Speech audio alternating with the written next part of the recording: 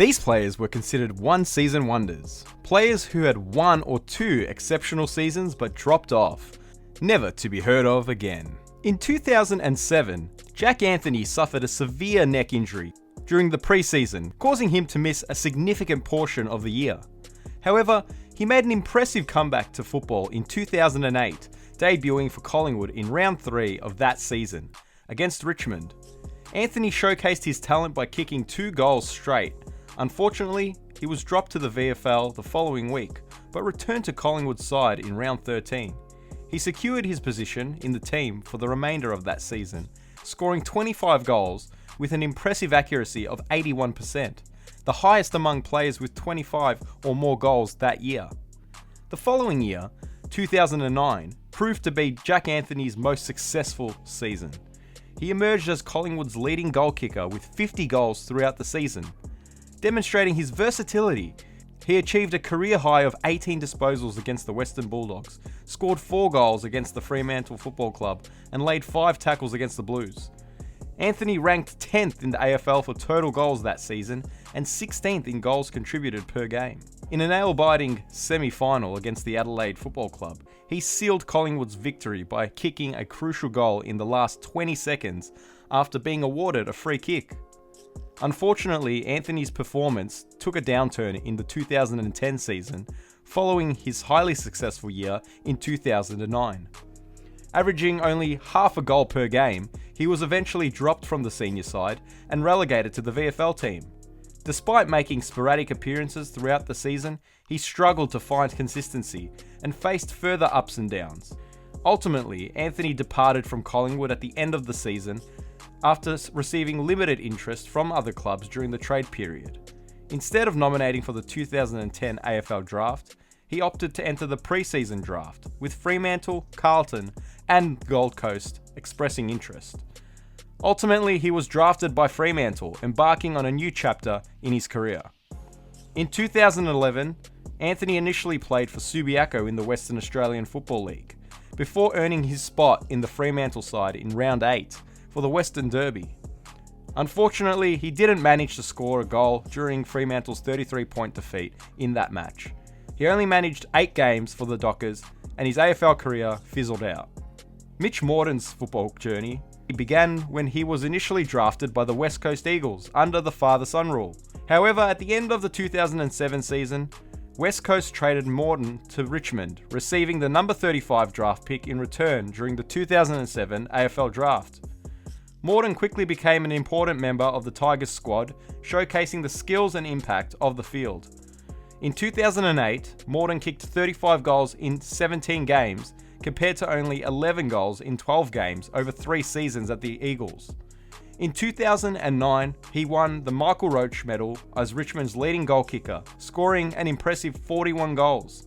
However, his fortunes changed in 2010 and 2011 when he fell out of favour, managing only 9 games. As a result, he was traded to Sydney on October 17, 2011 in exchange for draft pick 79.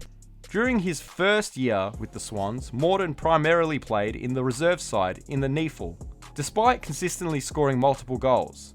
His long-awaited debut in the senior side came late in the season after making significant improvements in areas unrelated to his goal kicking, as advised by the coaching staff.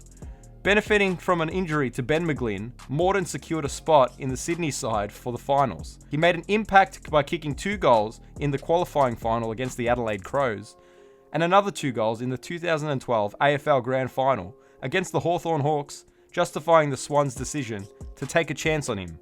As the 2013 AFL season neared its end, Morton made the decision to retire from football. Adrian McAdam is known for his time with North Melbourne and North Adelaide in the SANFL during the early 1990s. As an Indigenous Australian, McAdam initially played in the Northern Territory Football League, representing Southern Districts and captaining the Northern Territory in the Teal Cup. In 1993, McAdam joined the likes of John Longmire and Wayne Carey in the North Melbourne forward line and made a sensational debut, kicking 7 goals.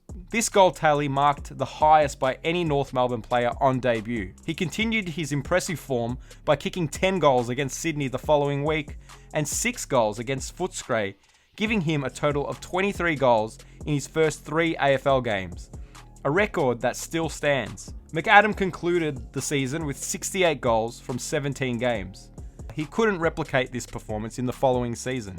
And in 1995, his league career effectively came to an end after playing only 1 game.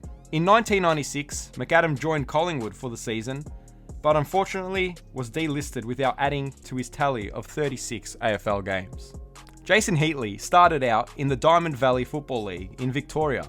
He kicked 118 goals for North Heidelberg and was zoned to Fitzroy, who rejected him as too slight for the full forward. After playing 6 practice matches before the 1993 season, during 3 of which he was stationed at full back. As a result, he was recruited by Subiaco, where he kicked 111 goals in 1993, winning the Bernie Naylor medal and kicking the highest aggregate of goals since Warren Ralph kicked 128 in 1983. Heatley caught the attention of AFL recruiters and was picked up in the 1993 draft by the West Coast Eagles. But the same fears that derailed him from signing with Fitzroy prevented him from breaking into the strong Eagles team. After 3 seasons on the list and just 3 games, Heatley was delisted at the end of the 1996 season.